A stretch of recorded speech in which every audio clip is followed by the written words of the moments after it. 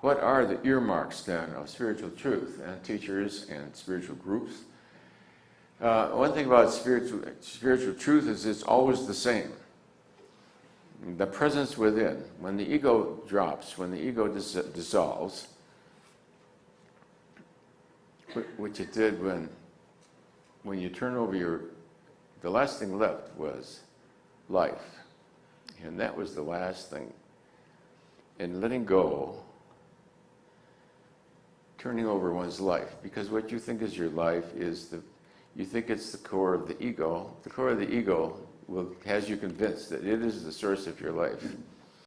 Therefore, when you're faced with the last thing left to go through the last door is to turn over your life to God.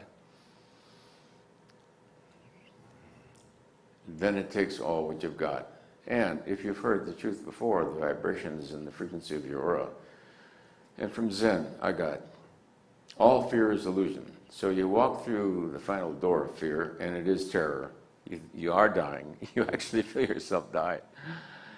And then shines forth the splendor of all eternity beyond all of time. So the truth is true at all times and in all places.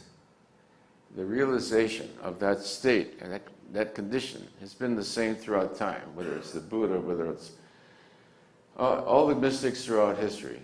The realization of the self with a capital S as God immanent. See, religion is preoccupied with God transcendent. That means elsewhere in time and place. But the mystic is concerned with the realization of God as immanent.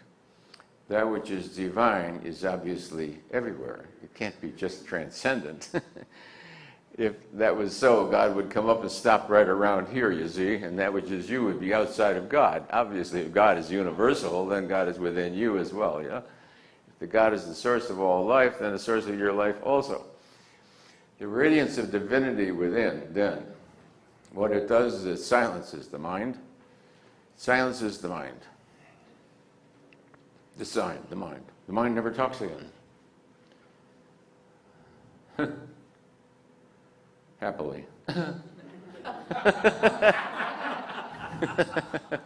Conversingness is an aspect of the persona, which is an attribute that you'll learn later, just like for the whereabouts of the body and all. And people are talking to the body.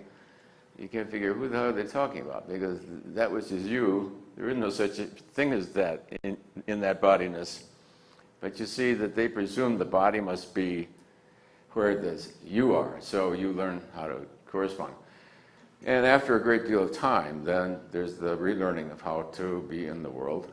And if one is karmically destined for that, then that is what happens. You do come back in the world.